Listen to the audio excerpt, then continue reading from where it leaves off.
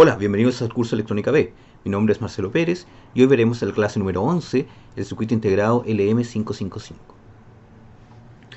Este circuito integrado es un integrado que tiene una alta funcionalidad, que tiene muchas funciones dentro del mismo circuito, lo cual facilita el diseño de elementos relacionados con el tiempo, es decir, osciladores, temporizadores, generadores de pulso, etc.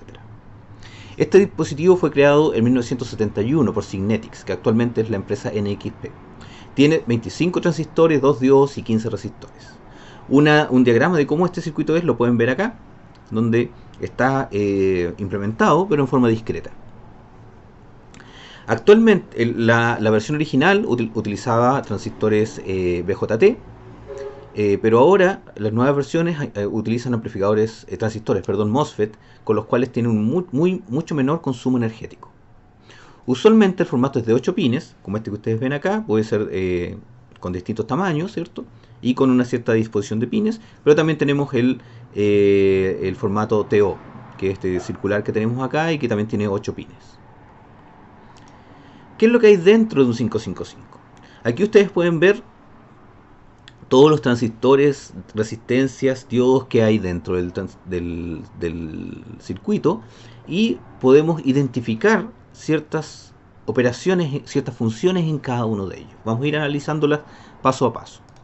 Lo primero es un divisor de tensión de 3 puntos. Esto que tenemos acá al centro del amplificador del 555, del circuito integrado, es simplemente un divisor de tensión, en donde divide la tensión VCC entre VCC y GND en 3 resistencias, es decir, genera 2 puntos, un punto que es VCC tercios y otro punto que es VCC 2 tercios. Los valores de esta resistencia son 5 kilo ohms cada una de ellas, y de ahí viene el nombre de 555. Tenemos también aquí un comparador. Esto que ustedes ven acá es un diferencial, ¿cierto? Con un espejo de corriente y un diferencial. Y esto nos permite entonces comparar dos señales. Una señal que es el 2 tercios, que ustedes lo ven aquí, y otra señal que es la que viene de afuera, que es el THR. Tenemos también un comparador acá abajo. Este comparador también es un amplificador, es un diferencial, ¿cierto? Hecho con transistores, en donde compara el nivel de 1 tercio, es decir, la conexión entre estas dos resistencias, y la señal de entrada tri. Tenemos también aquí un flip-flop, que es un dispositivo que opera con memoria. Es decir, más adelante vamos a analizar cómo opera en forma detallada, pero lo que tienen que tener en consideración es que este dispositivo nos permite enclavar el funcionamiento de la salida. Es decir, con una señal se enciende y luego con otra señal distinta se apaga. Tenemos un buffer de salida, que nos permite entonces generar un voltaje de salida que va entre VCC y tierra, dependiendo de la salida del flip-flop que tenemos aquí. Entonces podemos hacer que este voltaje vaya a VCC o a tierra, activando o desactivando estos transistores.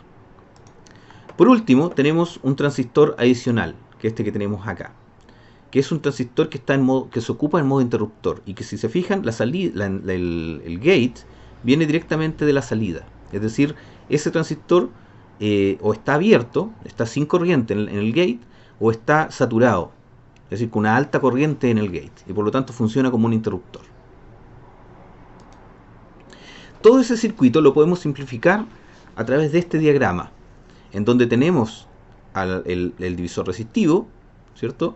Tenemos los dos comparadores. Aquí seguía el mismo color que tenían los dispositivos en el diagrama anterior.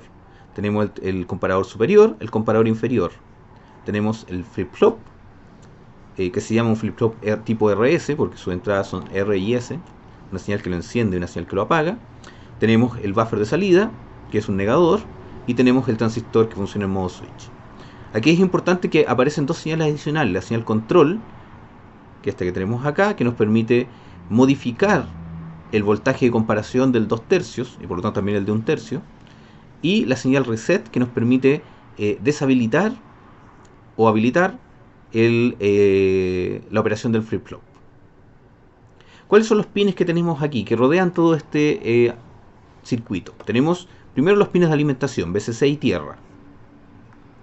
Luego tenemos la señal TRI, que es una señal que se le llama de encendido, trigger, que nos permite comparar entonces esta señal TRI con VCC tercios. Y con eso generar la señal de entrada de encendido del flip-flop.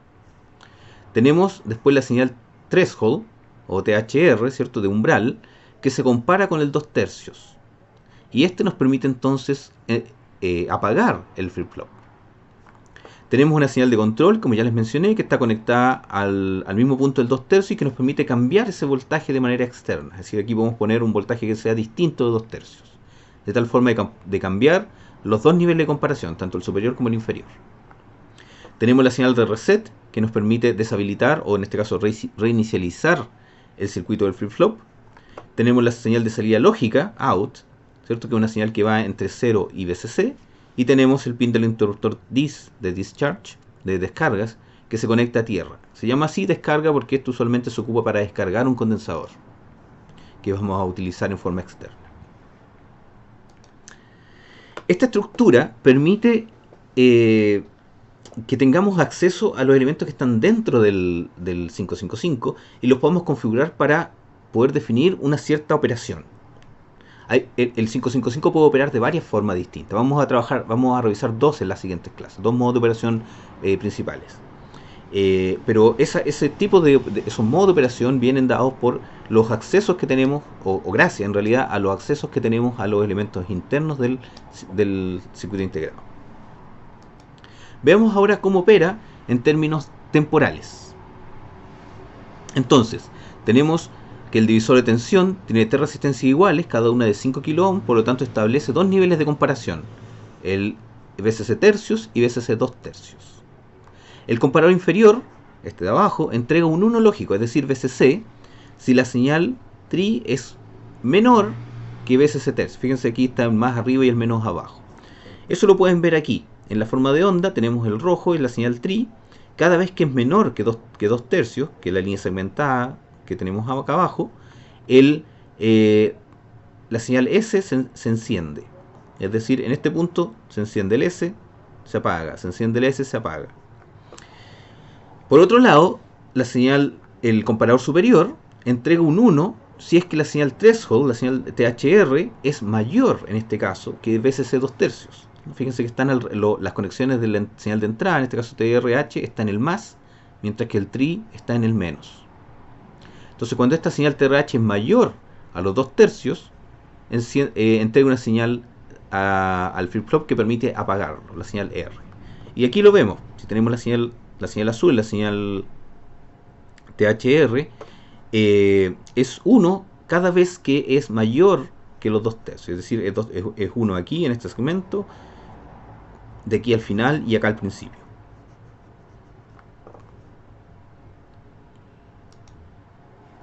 Ahora vamos a ver la operación del flip-flop. Como ya les mencioné, es un dispositivo que tiene memoria, es decir, que recuerda el estado en el que estaba anteriormente. La salida, el flip-flop se activa con la señal S.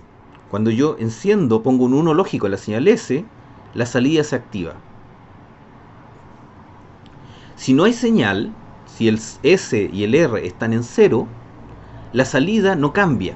Si estaba encendida, se va a mantener encendida. Si estaba apagada, se va a mantener apagada.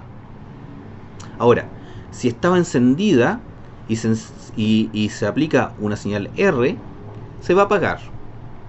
Es decir, el S la enciende, el R lo apaga. Si no hay señal ni en S ni en R, el flip-flop se mantiene con el mismo estado que estaba antes. La salida del flip-flop es una señal Q, es una señal lógica. Es decir, que va entre 0 y VCC. Y además tiene una salida negada, que es Q negado. Es decir, cuando el Q es 1, el Q negado es 0. Y cuando el Q es 0, el Q negado es 1. Eso nos permite entonces ver de una forma más clara cómo está relacionado con la etapa de salida y con la etapa de descarga. La señal reset del flip-flop nos permite deshabilitar el flip-flop, es decir, apagar tanto la señal de entrada como la salida directa como la salida negada. Esta operación la podemos resumir en una tabla de verdad, que es esta que tenemos acá abajo. ¿Qué nos dice esta tabla? que si no hay señal en R ni en S, la salida es la misma salida anterior y la salida negada es la misma salida negada anterior. Por lo tanto, el estado no cambia, se mantiene en el estado que estabas antes. Si se genera un 1 en el set, la señal, el flip-flop se enciende. Por lo tanto, la señal de salida pasa a ser un 1 y la negada un 0. Si está encendido y se le aplica un set, un 1, no pasa nada, porque ya está encendido. No se vuelve a encender de nuevo. Si se aplica un R, que es el apagado, la señal de salida se apaga, pasa a ser un 0 y la señal negada pasa a ser un 1. Una vez apagado, si se aplica de nuevo una señal reset, una señal R, perdón, se mantiene apagado, no afecta. Ahora, si se enciende el S y el R al mismo tiempo, esa combinación es un estado prohibido, un estado que no se tiene que aplicar porque el flip-flop no tiene definido una salida. Y aquí ustedes pueden ver que si encendemos el S y el R al mismo tiempo, no podemos saber cuál va a ser el estado del Q ni del Q negado. Por último, todos estos estados son válidos mientras la señal reset sea un 1. Porque recuerden que es una señal negada. Por lo tanto, mientras este valor esté en 1, se va a cumplir toda la lógica que indiqué anteriormente. Si este reset se va a 0, es decir, se activa el reset, recuerden que el reset es negado, se va a 0, ahí no importa las señales R y S, no importa los valores que tengan, la salida, tanto Q como Q negada, van a ser 0. Es decir, se va a deshabilitar el flip-flop. ¿Bien? Entonces, con esta tabla podemos representar matemáticamente toda esta descripción de operación que vimos acá arriba. Veamos ahora cómo opera eso en forma lógica, en forma temporal. Vamos a considerar primero que el reset es 1, es decir, que está activado el flip-flop. Tenemos activado el flip-flop. Si está activado, entonces podemos ver que cuando hay señales de set y reset, las señales Q y Q negada empiezan a cambiar. Cuando está desactivado el reset, es 0, podemos ver que no importa que hayan señales en R y S, las señales Q y Q negada se van a mantener en 0. Entonces, si tenemos un estado, supongamos que el estado inicial de la salida es 0, lo que quiere decir que la salida negada es 1. En esa condición no hay ningún señal de entrada ni S ni R, por lo tanto ese estado no va a cambiar. En un momento, ¿cierto? En el primer momento se enciende una señal set, una señal S. En ese momento entonces el flip-flop se enciende y la salida empieza a ser 1, la salida negada pasa a ser 0. Durante ese tiempo, si se aplica de nuevo una señal S igual a 1, no pasa nada, porque ya está encendido el set. Solamente va a cambiar su estado cuando se le aplique una señal R, que es la que tenemos en este punto. Al aplicar este estado, entonces el flip-flop se va a apagar, el Q va a pasar a ser 0, el Q negado va a pasar a ser 1. Luego se va a mantener en ese estado hasta que llegue una señal set nuevamente, una señal S. Y eso sucede aquí. Aquí se aplica una señal S igual a 1, se enciende nuevamente el flip-flop. Luego, mientras está en S, aquí vamos a aplicar una señal R, es decir, vamos a estar entrando al modo prohibido. Vamos a encender S y R al mismo tiempo. Y en ese caso, la salida no está definida, es decir, no podemos saber qué es lo que va a haber en la salida en Q ni en Q negado, porque no está definido. Luego tenemos, se apaga la señal set, la señal S, ¿cierto? Pero no pasa nada porque ya viene encendido la salida del flip-flop. Y luego con una señal R podemos apagarlo nuevamente. Y como ya les mencioné, si el reset está apagado, no importa lo que haya en las señales S y R, no va a haber ninguna salida. ¿Bien? Esta es una representación temporal de la tabla que tenemos arriba. Traté de que todos los elementos de la tabla estén representados en esta secuencia temporal. Bien, veamos qué pasa en la salida, en el control y la salida. Como ya les mencioné, la señal de control está conectada directamente al pin intermedio entre las dos resistencias superiores.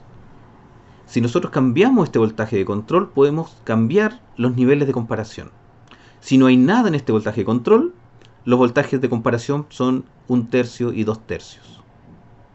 ¿Ya? Supongamos que el voltaje del VCC son 15 volts.